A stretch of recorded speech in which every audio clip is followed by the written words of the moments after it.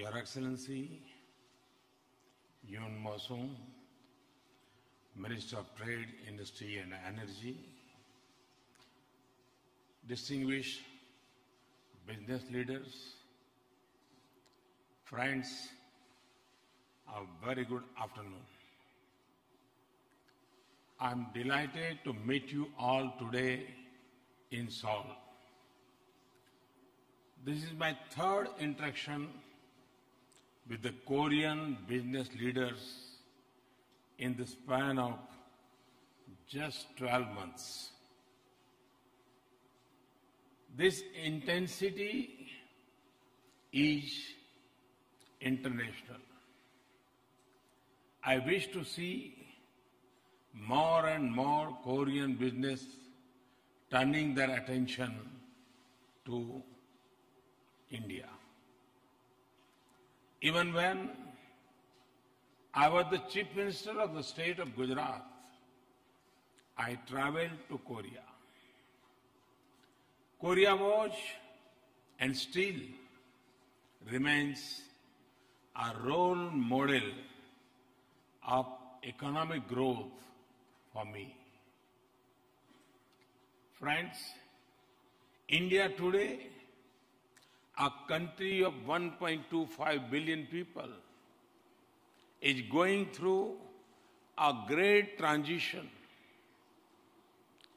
It is changing from an agriculture-dominated economy to an economy led by industry and services. An economy that is close to one that is globally interlinked. An economy that is known for its red tape to one known for a red carpet. India has emerged as a land of opportunities. While we work for realizing the Indian dream, we seek like-minded partners. And among them, we see South Korea is truly natural partner. India-Korea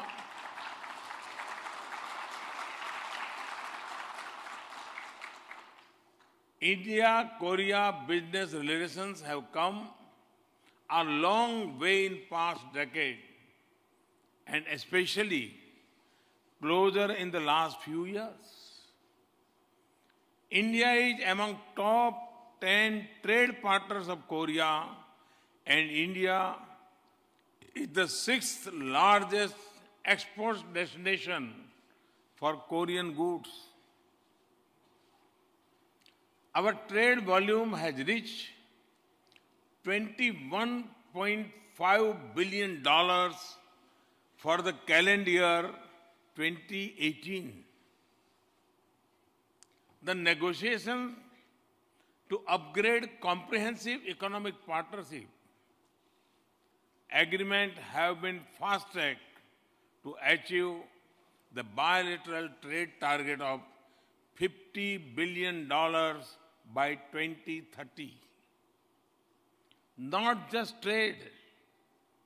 In investment terms also, we are seeing a positive turn. And Korean investments into India have reached a cumulative figure of almost $6 billion. Friends, after my visit to Korea in 2015, we have launched a Korea-specific facilitation cell called Korea Plus to guide, assist, and handhold investors during the entire life cycle of the business. Hyundai, Samsung, LG Electronics have become trustworthy brands in India. And KIA is soon to join this club. Over 600 Korean companies have invested in India, and we aspire to welcome many more.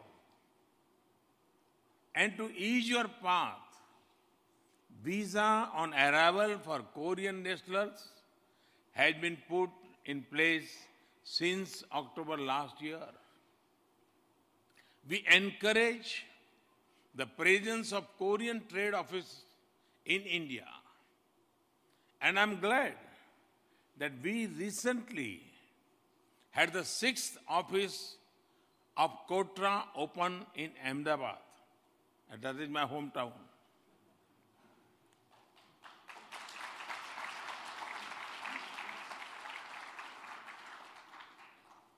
Let me tell you a little more about what is happening in India now.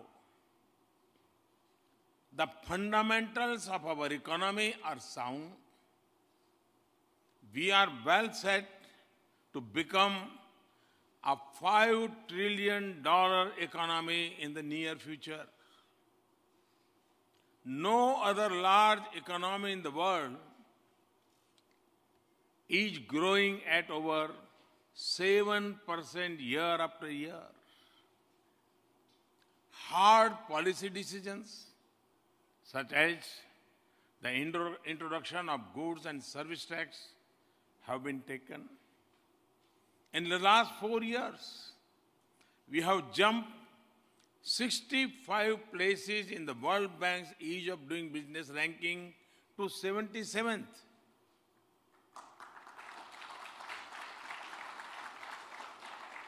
And we are determined to move into the top 50 next year. We are one of the most open countries for foreign direct investment today. More than 90% of our sectors are now on automatic route for approval. As a result of this and the confidence in India, we have received FDI worth over $250 billion over the past 4 years. Friends, in India, we are also focused on making our growth inclusive. It is for this reason that we have taken strong initiatives for financial inclusion.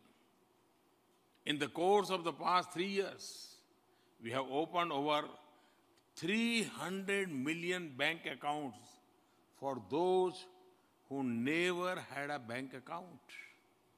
Now, 99% of Indian households have a bank account, and more than $12 billion have been deposited in these accounts.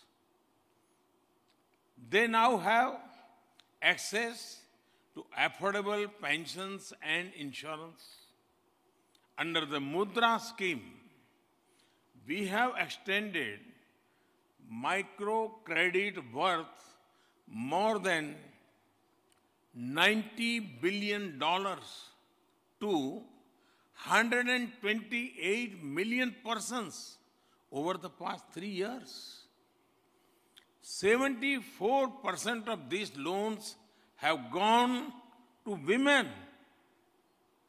We have leveraged the power of a biometric identity system, bank accounts, and mobile phones to deliver subsidies and services to the previously unbanked. Government benefits worth more than $50 billion are now transferred directly to the beneficiaries, thus removing leakage. We have taken huge strides in rural electrification. India is now recognized by the International Energy Agency as one of the greatest success stories in bringing about rural access to energy in 2018. In renewable energy, we have become the sixth largest producer in the world. These and our initiatives of the International Solar Alliance will enable India to be a pioneer in moving in the direction of a green global economy. That is our commitment to a green and sustainable future. Through these steps, the way of life of our people in all corners of the country is being transferred. It's totally transformed. This in turn is transforming governance and public service. Friends, economic progress is closely tied to world-class infrastructure, be it transport, power, ports, shipbuilding, housing, and urban infrastructure. There is huge demand in India, while there are strong technological capabilities and capacities in Korea. We estimate the investment requirements in infrastructure at over $700 billion by 2022. Under the Sagarmala project, port projects involving investment of over $10 billion have been identified for award in the upcoming 5 years. It is essential to guide the growth of urban utilities and create smart cities which ensure sustainable and clean future for all. More than 500 million of India's population will be urban by 2025, and this opens the scope for cooperation in building smart solutions in India.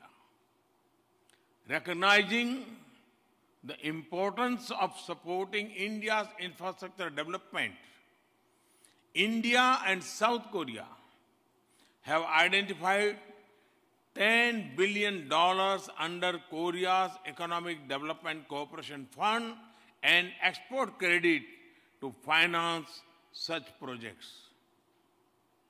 While aiming for fast economic growth, India is also rooted in the principles of ensuring sustainable economic growth. For example, in automobile sector, the National Electric Mobility Mission aims for affordable and efficient electric vehicles.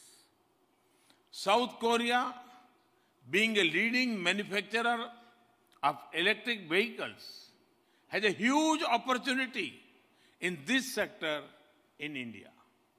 Friends, research and innovation would be the driving force in the fourth industrial revolution era.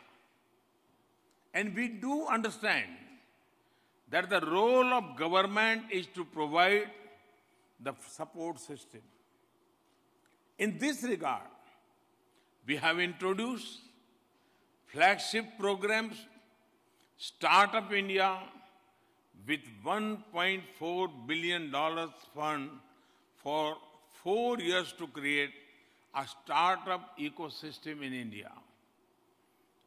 Under the able leadership of President Moon, South Korea has also unveiled a program to spend $9.4 billion by 2020 in a bid to increase capital supply for startups and venture-friendly environment. This synergy in policy and this synergy in policy regime is a reflection of areas of common interest for both India and Korea. Our vision of an India-Korea Startup Center will provide a hub for Korean startups and Indian talent to freely communicate. South Korean National IT Industry Promotion Agency has already opened their Indian office in Bengaluru to facilitate Korean startups to India.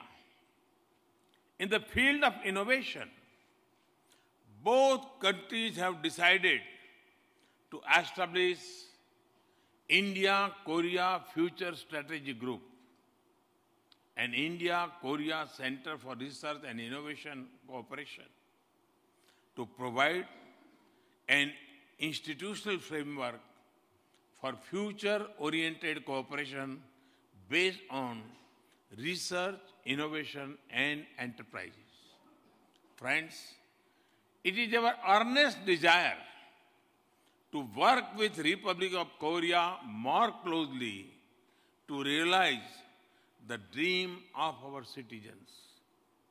Efforts by the governments will not be realized unless business leaders like you share the same dreams.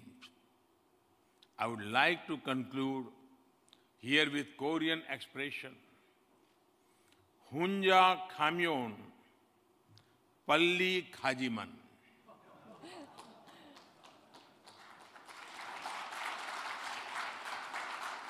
If you walk alone, you can go fast. But if you go together, you can go far away. That was a Korean expression.